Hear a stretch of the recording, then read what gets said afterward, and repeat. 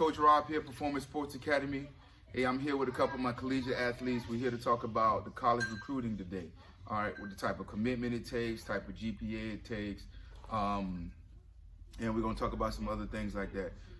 I got Q Workman here from UTEP. I got Emerald Armenta from the University of Southwest out of Hobbs, New Mexico. We'll start with Q, let him come in and introduce himself, then we'll go with Emerald, let you know who they are, where they're from, what they've been doing. I'm an athlete from North Carolina who moved here my senior year, and I decided that it'd be best to stay at UTEP to play football and just continue there. And they have good academics, and it's a hard work and a good commitment to take.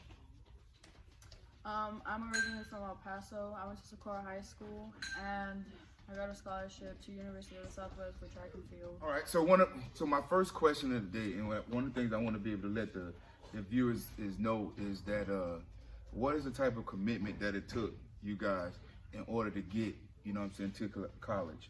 All right, so a lot of our athletes that's watching, they, you know, everybody wants to aspire to go and get a college scholarship. They want to, you know, play on a collegiate level. What is the type of a commitment that it took you guys in order to get there? Honestly, you have to stay on top of your grades. Like, that's like the foremost thing, is you have to be on top of your grades at all times. No matter what, coaches are always going to look for that. No matter how good you are at what you do, they're always going to look at your grades first and see if you're going to be able to stay in school, if they're going to be giving you money. After that, always make sure that there's quality work over quantity work. If you have to miss your Theo's birthday party to go and train, you gotta do it and be committed to what you're doing and whatever you're doing. So basically what they're saying, everybody, look, commitment to the grind. We gotta be committed to the grind. The grind is not just in the weight room. The grind starts with the classroom. If you don't have your grades first, you know, then you're wasting your time going to a gym. You paying a membership, you paying some trainer like myself, you know what I'm saying, to come, and you don't even have grades. And I got number D's on my report card. You're literally wasting your time. You're wasting your money. You got to start in the classroom, and you know what I'm saying, before you come and put the work in the gym. All right. But at the same time, we need to have both. We need to be able to, you know, commit it to the grind completely. We got to commit to this lifestyle. If I have to prioritize what I have to do, if I know I got a paper to write, I got to write my paper that morning, go get my training in, and then I got to go do my family time if this is what you want to do. All right. That's just one of the things that we like to talk about here. You know, college recruiting process is getting way more competitive.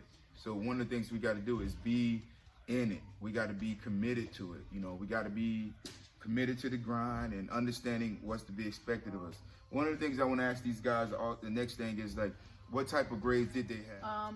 In high school, I had A and B grades, like 80s, 90s, sometimes 100s. I took advanced classes. I took dual credit classes as well. And yeah. I didn't have the best grades, but I stayed on top of my grades to the point where I wasn't afraid that I was going to fail and lose any scholarship offers that I got, or if that I would be questioned by coaches in that aspect, but they were good enough to be above the standard. So look, this is one of the things that both just said. They're both freshmen in college right now. One of the things these colleges want to know is, if I give you this money, I'm not gonna waste my money because you're gonna bail out in the first year or the first half a year, which happens a lot. But we want to know that you can, you know, live this student athlete lifestyle. And the only way to know that is if you've lived that lifestyle already in high school. If you've been committed to that for your 4 years in high school, then we can pretty much see the trend should be easier to maintain when you get into college. So work ethic, commitment to the gym. My next thing is, you know, commitment to, you know, so we talked about the commitment overall. We talked about the grades, you know, student athlete, student definitely comes first. Commitment to the grind in the weight room. Some people don't like to train. This is just something we got to do. I want to talk, you know what I'm saying, both of them about that, as far as, you know, what it takes and what did they do to help them get to be where they're at, and, you know, those type of things. Well, I worked out every day, try to lift, try to put in some cardio every day. Practices, I took them serious, never joked around. It just took a lot of commitment as an athlete. And not just that, but support from your family. Basically, you have to surround yourself with people who want to be in your shoes. The people that want to be where you want to be, like at the same point, not people who want to be a little behind you, try to slow you down because they're not getting what you're getting. You have to be with the people in the same level, with the same work ethic that are not going to hold you back, that are going to strive for you or compete with you to make sure that you can be the best that you can be while they're fighting to be the best that they can be. That's it. Environment is the key. Environment, environment, environment, environment. Meaning, if you, like they said, look, if you don't have the type of friends around, if we're not committed to the grind, if you don't want to go to the gym, if we got study hall, you ducking study hall. If we got workouts and you're ducking workouts, those athletes, we got to leave those guys alone because they ain't going where we going. Anything else y'all want to add? Anything y'all want to throw in about the college recruiting process? Some of the things that we've been through? The recruiting process is real iffy. It's like you can't get discouraged if a coach is texting you and then at some point they stop texting you.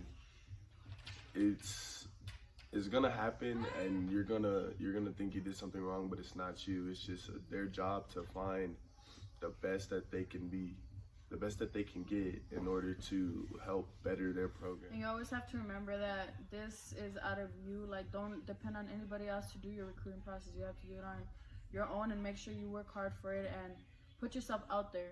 Now, one of the things I want to add is on February 27th, we are going to have a recruiting seminar and talk some about these same things. We're going to be right here February 27th for the PSA Recruiting Seminar. And we're going to be talking about some of these same things in order what we need to do in order to make sure our kids are marketable for being recruited. Many parents don't know.